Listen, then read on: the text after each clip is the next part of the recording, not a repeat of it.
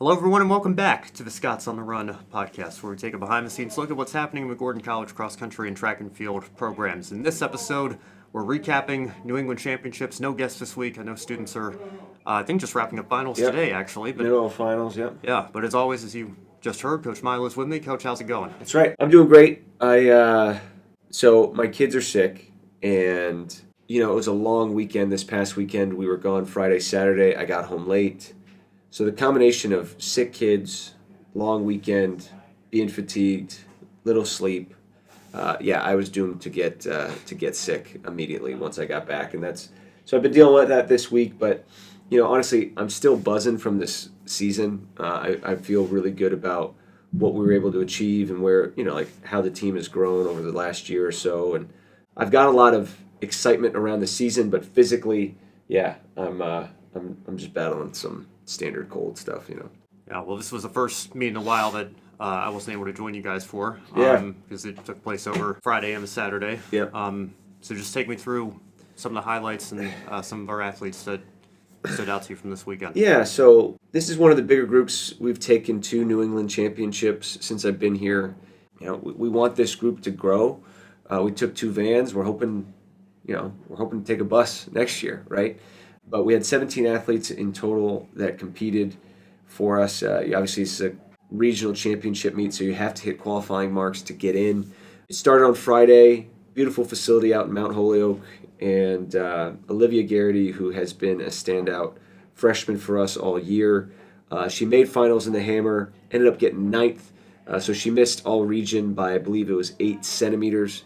I didn't do the legwork on this, but I'm pretty sure she was the top-ranked freshman in the hammer throw. And we were really pleased with that. She had a really good throw at conference, and she was our conference champion, but wanted to make sure that wasn't a fluke. And she really made it known that she can consistently throw 44, 45 meters, and on a good day, I think she could throw 47. And so we were excited about that. Amaris Goodwin broke her own school record Friday night in the prelims for the 100, made finals, and then we also had Lizzie Gaskill and Dan Tuning and Henry Lonstein all run on Friday night as well. Henry Lonstein ran a personal best of 11:01, and so we were pretty excited about that. New England's pretty deep in the 100, or at least we had some good 100 runners. So the 3 of them did not make it into finals on Saturday, but they still had good races. And then to cap off the evening, Carolyn Day had one of the biggest personal bests of the weekend, almost improved by I believe 70 seconds in her 10K to become an all-region runner in the 10K and snag 6th place there.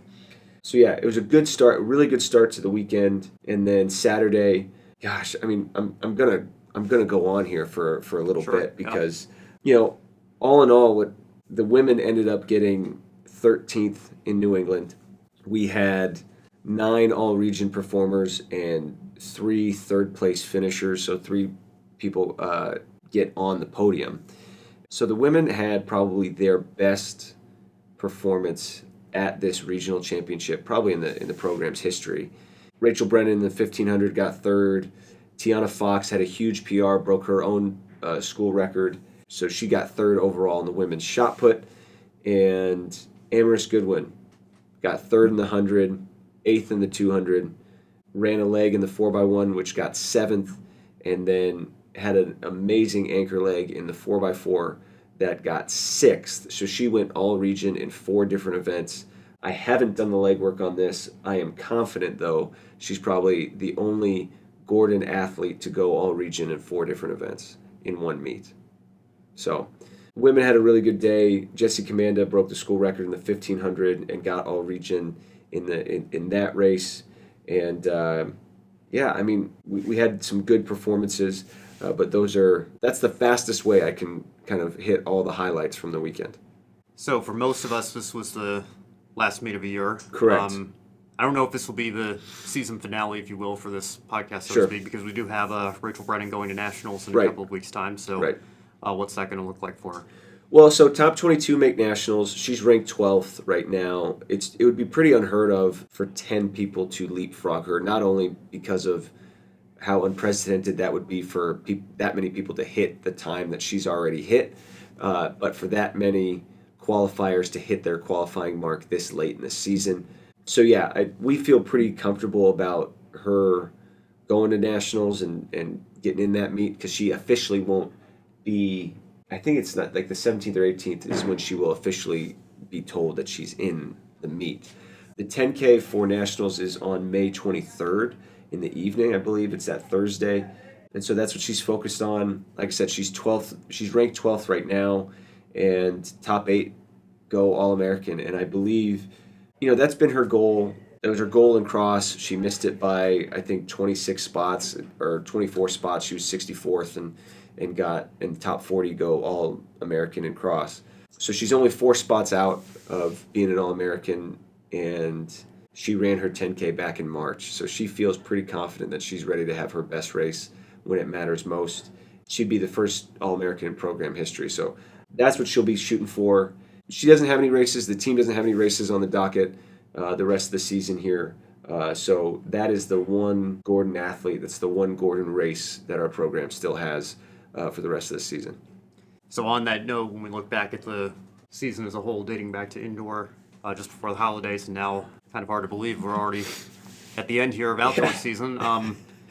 What are some of the highlights from this year that have stood out to you over the course of the full season here? Well, yeah, you're not the only person to say that. We had a lot of our athletes saying, "I can't believe it's over." And I think that right there is a sign of a good season when, our athletes, unlike other Division III sports, we start competing for indoor track. If you're in cross country, obviously you're training in the middle of August. If you're just an indoor track and outdoor track, you start training in the middle of September, late September. So our athletes have been going literally all year, back to last semester. And if they are saying at the end of the year, "I don't want the season to end," that's a really good sign that you've had a good season. And frankly, as coaches, we take some pride in that, because we want to always balance pushing our athletes but not overworking them, not burning them out. And so when we look back on this season, I think just the energy on the team is something that I'm certainly going to remember. And like the mindset, which I want to talk a little bit more about later, but if we just want to look at raw data here, we had 29 school records broken this year, 16 in indoor, 13 this outdoor season. We had 4 new school records broken in the last meet this past weekend. So we had a lot of people running their best race at the end of the year, which again, our coaching staff, we're really excited about that, because that's what you draw a training plan out for starting back in last summer. So, and I wanted to share this. This is an interesting fact. The women's team, they got 4th in our conference, but they got 13th in New England at the New England Championships this past weekend. And Endicott, who won the CCC, they were the next closest conference team, and they were 22nd overall. And that just goes to show you, and we honestly, had we put Rachel in, had she ran the 10K, but we were saving her, like I talked about, to try to make her an All-American in a couple of weeks, we honestly could have been a top 10 team on Saturday in New England. And again, it just goes to show you that this team, the quality on this team is very high.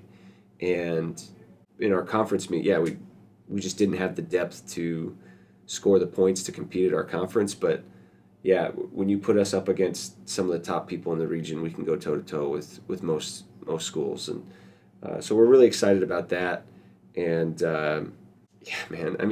there were a lot of great highlights, a lot of great memories. Hard to kind of put them all just into 5 minutes even. So yeah, for sure. Looking ahead to what you were just talking about, trying to build on that. Yeah. For the future of this program here, what are you going to be looking for as we look ahead to the next academic year and cross-country season, and rolling back into track next winter? Yeah, so at the end of every year, we do a couple things. We send out an anonymous survey to our athletes. And, us as coaches, we're really intentional about collecting that feedback, making sure that we're doing our due diligence so that athletes are heard. That's why we, make it anonymous, so that there's no kind of hesitation. But then us as coaches, we do an honest evaluation of what we're doing and trying to get our program better. The other thing we do is we try to have one-on-one exit meetings with just about everybody in our program. And I wanted to share a few quotes. One athlete said that we probably do family almost too well, like we get along too much, so much so that we're so comfortable with each other that, yeah, like her point was like we give each other too hard of a time sometimes. And again, it's good to hear that type of stuff. Obviously, we need to learn our boundaries in terms of like giving each other a hard time. But at the same token, I just love that we all get along so well. And then the other quote that I found was really good is that this was a senior athlete of ours, and she shared that this year over any other year, she felt it was easy for her to overcome challenges in practice. It was easy for her to get after it in practice because there was an environment of everybody was pushing themselves. So it was easy for her to push herself. And that is honestly one of the key things that I'm holding on to, as I end my second year here, that's kind of the shift we needed to take as a program. Because yeah, like having that mindset where everybody who comes in, obviously we can love one another and we can enjoy each other's company, but there's still an environment where when we're at practice, we're doing everything we can to achieve our best. And I guess I did just want to share about the future of the program, going into the summer, going into knowing that was kind of, with all the statistics that we established this year, the most important thing that we established was a collective mindset of what we're capable of and, how hard we want to work and how hard we want to push ourselves every day, right? And so let me start by actually sharing why I coach in the first place, right? I tell you what, man, I live for the moments when athletes achieve something that they never thought they could achieve. And so I'll tell a quick story. This past weekend, Amherst Goodwin probably had one of the best weekends for any Gordon track athlete that has ever had, right? She surprised herself in the 100, maybe a little bit. Maybe she knew she could run that time, but I don't think she knew she could get third in New England. She surprised herself in the 200 with a time that she ran that, again, I think I knew she could run. I'm not sure she knew she was going to do it that day. But the last race of the last race of our season will be Rachel's 10K, but the last race of the meet was the women's 4x4. We didn't know if we could break the school record. She got the baton with, she needed to have a good leg to do it. And she ran her best split ever, clearly ran the best 400 she's ever ran in her life. We broke the women's 4x4 record, which we did not anticipate doing that day. And the excitement, the elation, the euphoria that comes over everybody who is watching and the athlete themselves, those are the moments that I live for as a coach, And then I actually just had my exit meeting with her today. And the beautiful thing about those moments is that you get an opportunity to lean in and say, hey, the reason why you were able to do this is because you put your head down, you trusted the process, you worked hard, and you got out of it what you put into it. And that's what I love about this sport and coaching this sport in particular, is that everything we do kind of goes back to how does this impact you as an individual, and how is this going to help you become a better follower of Christ, a better, employee someday, a better mother, a better father, so on and so forth. It's those just incredible moments that you will never forget that are also the biggest teaching moments, the moments that shape who you are as a person. And it's because of that I think this program, when I think about moving forward, I think we can actually be really good at recruiting the best Christian talent that's out there. And I think we can be really good at developing people, right? Developing young men and young women to be at their best in every, no matter what the event is. And that's just pretty much our goal, is recruit the best Christian talent that's out there and develop them better than everybody else. I think we saw that in a lot of ways this year, but the only way you do that is through having that environment where everybody wants to get better. And then, the last thing I'll say is that our determining factor, and it's kind of just building off what I was just saying there, our determining factor for success is how hard are the athletes in this program willing to work, right? And I love to ask recruits, what are your athletic dreams? Like what do you want to achieve? Because I think that kind of shows us a little bit as to where's your head at? Do you really want to, we don't want athletes who just want to run in college, where just getting on a college team is their finish line. Like we see this as the start of the best race you're ever going to run for the next 4 years, right? And so we want people who aspire to something big in their college career, right? We think that that's what we're building here, not only with our incoming recruiting class, but with the current team that we do have. We fully believe that we've got the culture to develop young men and women to be at their best. And frankly, like I said, it comes back to the fact that we want more of those moments, right? Where people experience something they never thought possible, and then they learn just an incredible lesson along the way.